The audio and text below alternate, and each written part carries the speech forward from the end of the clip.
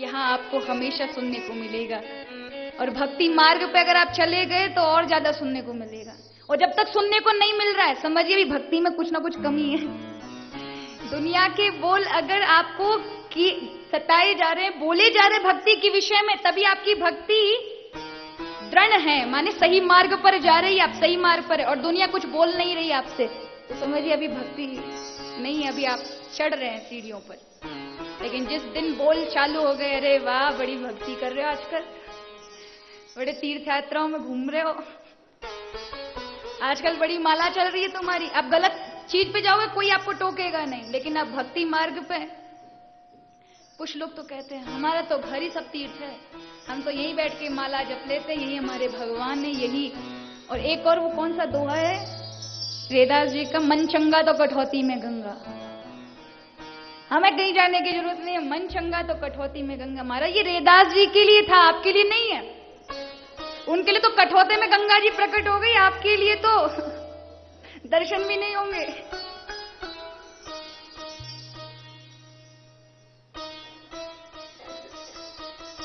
इतनी प्रगाढ़ भक्ति करिए।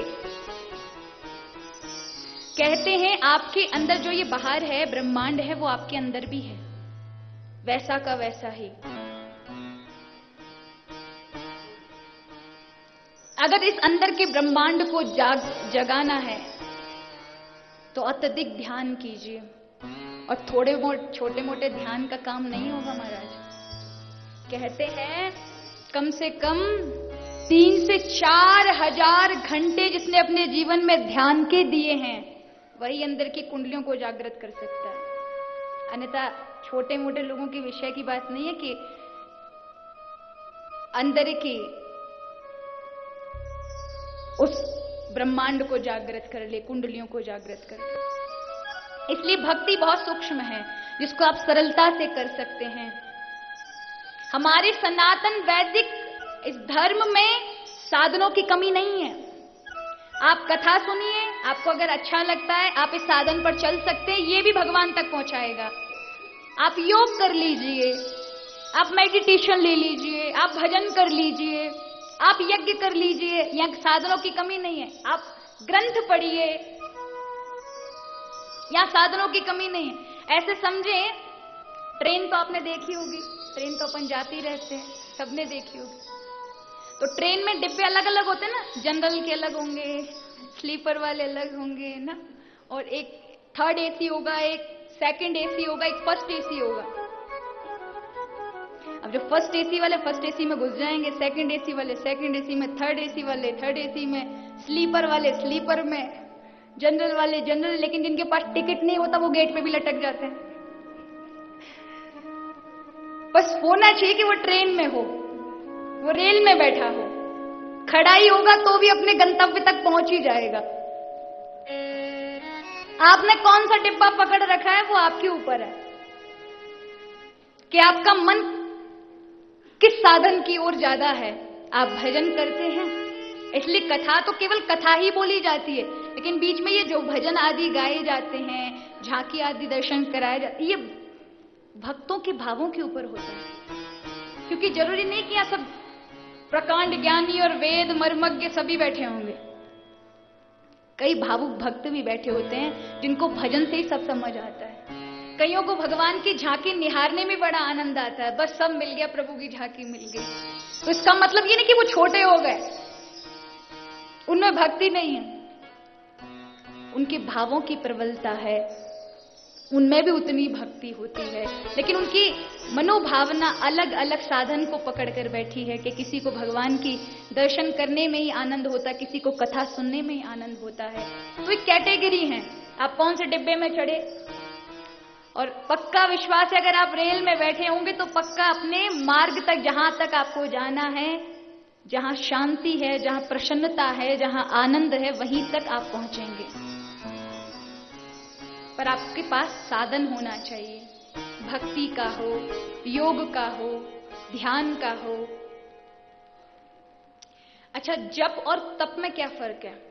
कभी कभी हम सोचते हैं तपस्या का नाम आते ही हिमालय याद आता है, तपस्या का नाम आते ही घर बार छोड़ने का याद आता है कि जरूर तपस्या जो करते हैं ना, शायद घर बार छोड़ करके और तब जाते होंगे। मैंने कल भी आपको बताया था कि भाई घर बार छोड़ करके आप दुनिया को छोड़ना चाहोगे, दुनिया से छूटोगे कैसे आप बताइए? अगर भगवान को छोड़ना ही था तो आपको भेजा ही क्यों? और ये जो भगवान ने इतने रंग बिरंगे ये पहाड़, झरने, नदियां, ये क्या किसको दिखाने के लिए दिए? आपके लिए बनी है, आपको ही दिखाने के लिए परमात्मा ने ये सब दिया, लेकिन हम समझ नहीं पाते। किसी संत की वाणी है, काहे का वैराग रे जोगी, काहे का वैराग, छोड़ चला इस गुलजार जगत को, कहां चला तू भाग रे जोगी, काहे का वैराग। मालिक ने सब सुख दे करके ये सृष्टि रचाई, फूल उपवन नदी झरने धरती की गोद सजाई, तू भूला अनुराग रे जोगी, कहां चला इसे त्याग रे जोगी, काहे का वैराग रे जोगी, काहे का वैराग। वैराग का मतलब त्याग नहीं होता। जप का मतलब होता है जब आप अपनी वाणी से चलते फिरते भगवान का नाम लेते हैं, जो भी आपका प्रिय नाम है, जो भी आप अपने इष्ट का नाम लेते हैं। याद रखिए, आप चाहे कुछ अच्छे अनुष्ठान आदि करें ना करें, प्रभु ने सामर्थ्य बनाया या नहीं बनाया, सामर्थ्यवान आपको नहीं बनाया, तो आप भजन करिए, सुमिरन करिए। चलते फिरते जो नाम लिया जाता है उसे जप कहा जाता है, और एक जगह बैठ करके जो नाम लिया जाता है ध्यान से, उसे तप कहा जाता है। और उसके लिए कोई विशेष स्थान की जरूरत नहीं होती है। आपका मन एकाग्र होना चाहिए। अगर आपका ध्यान भागवत की ओर है तो यही आपकी तपस्या है।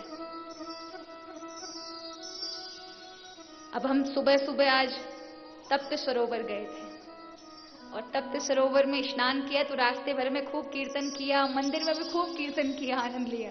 वो क्या है? वो जप है। लेकिन वहीं हम एकांत में बैठ करके और प्रभु का ध्यान करके वो नाम जप रहे होते मनी मन, तो वो तपस्या थी। बस इतना सा ही फर्क है जप और तप में।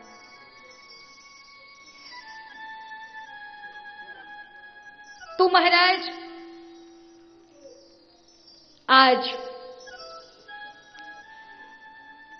श्री नारद जी ने जब कहा तो सनकादिक ऋषि कहने लगे कि ये जो ब्राह्मण था समाज के वचनों से बड़ा दुखित हो गया और एक दिन मरने के लिए नदी में चला गया। छलांग लगाने वाला था कि उसी समय एक संत ने उसको पकड़ लिया और कहा, भैया क्यों मरना चाहते हो? परमात्मा ने इतना सुंदर शरीर दिया है जिसके लिए लोग युगों युगों तक तरसते हैं, और तुम उसको ऐसे ही नष्ट कर देना चाहते हो? कभी कभी लोग क्या है, दुखों को देखकर घबरा जाते हैं। थोड़े से दुख आए नहीं और घबराहट हो जाती है। याद रखिए, यदि आपके जीवन में अत्यधिक दुख आ रहे हैं, इसका मतलब है आप सत्कर्म पर हैं, आपके जीवन में गलत मार्ग नहीं है। क्योंकि शॉर्टकट वाले जो निकलते ना, वो बाद में निकल तो बड़े सुख से जाते हैं, लेकिन जब बाद में आते हैं तो उनका पतन निश्चित होता है। अब पहाड़ों पे आप ये सामने वाले पहाड़ पर कितने घंटों में चढ़ जाओगे? 2-4 घंटे तो आपको लगने ही लगने हैं, और ज्यादा लग जाए। अब कुछ माताएं देख रही, सच में कितनी ऊंचाई है।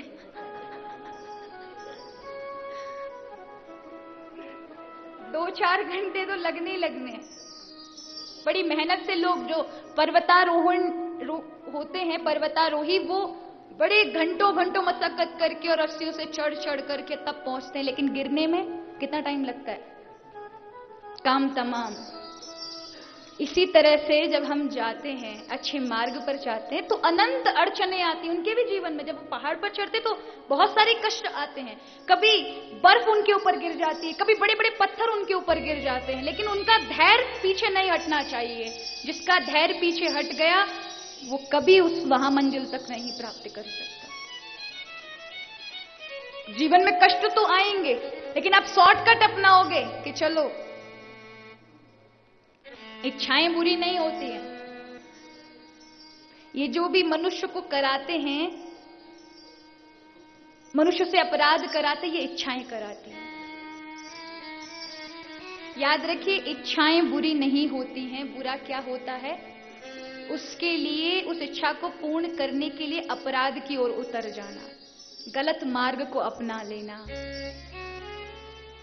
वो पाप है। अगर आपको अपनी इच्छाएं पूरी करनी है तो एक सीधा साधारण, जहां तक कि मैंने अनुभव किया है उसको बता रही हूं। शायद हो सकता है आपके अनुभव, आप मेरे विचार से सहमत हो ना हो। अगर आपको अपनी इच्छाएं पूरी करनी है, कोई भी आपके मन में जो भी इच्छा हो, कभी कभी क्या होता है, आप कर्म तो करेंगे, आपको परिश्रम तो करना पड़ेगा, बिना परिश्रम के तो कोई चीज मिलने वाली नहीं है। लेकिन कभी कभी क्या होता है, दो आदमी एक साथ कर्म कर रहे हैं, लेकिन एक आगे पहुंच गया, एक पीछे ही रह गया। भेद हो जाता है कभी कभी, क्योंकि प्रकृति ने उसका साथ नहीं दिया। ये प्रकृति, ये नेचर हमारा साथ दे उस इच्छा को पूर्ण करने के लिए। उसके लिए एक छोटा सा सरल सा उपाय यही है कि आप जिस इच्छा को रखते, केवल एक ही इच्छा रखें, दो नहीं। हम कब पीछे आते हैं, हमारी इच्छाएं कब पूरी नहीं होती? जब हम एक इच्छा की जगह दो दो रख लेते हैं। तो वह प्रकृति, वो जो हमारे अंदर एक शक्ति है, वह आधी रह जाती है। फिर दो की तीन हो जाती है, तो फिर और आधी हो गई। इसलिए अगर आपको कोई इच्छा है आपके जीवन में, क्योंकि इच्छा रखना बुरी बात नहीं है। किसी बालक की इच्छा है कि उसे पीएचडी करनी है, किसी बालक की इच्छा उसे डॉक्टर बनना है, किसी बालक की इच्छा है कि उसे, किसी व्यक्ति की इच्छा है कि मैं एक बहुत बड़ा करोड़पति इंसान बनूं, किसी की इच्छा है कि मैं एक नेता बनूं, कुछ एक इच्छाएं बुरी नहीं है, लेकिन उन इच्छाओं के लिए अपराध करना यह बुरा है। आपको वो इच्छा गलत मार्ग में उतार दे, वो गलत है। और बिना इच्छा के इंसान रह नहीं सकता। यदि इच्छा खत्म हो गई तो उसे मोक्ष मिल जाएगा, उसका आवागमन खत्म हो गया। क्योंकि इच्छा जिसके जीवन में रही नहीं, वो दोबारा आएगा नहीं। इच्छा ही तो बार बार जन्म धारण करवाती है।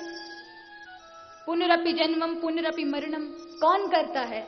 एक इच्छा रही नहीं, दोबारा फिर चक्कर में आना है। और इच्छा से व्यक्ति रहित हुआ नहीं, उसे मोक्ष कहते हैं। मोक्ष माने मोह का क्षय, खत्म हो जाना, नाश हो जाना, आसक्तियों का नाश हुआ नहीं, कि व्यक्ति परमात्मा में विलीन हुआ नहीं।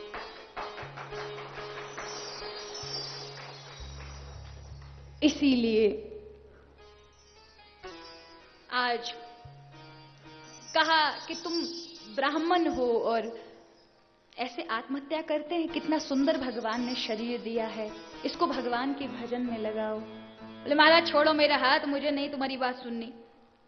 बेटा नहीं है, लोग ताने सुनाते हैं, ऐसे जीवन को लेकर क्या फायदा? अब आप तो संत महात्मा हो, आपके तो बाल बच्चे हैं नहीं, आप क्या जानो गृहस्थी का सुख क्या होता है। और जाके पैर ना फटी विवाही वो का जो ने पीर पर।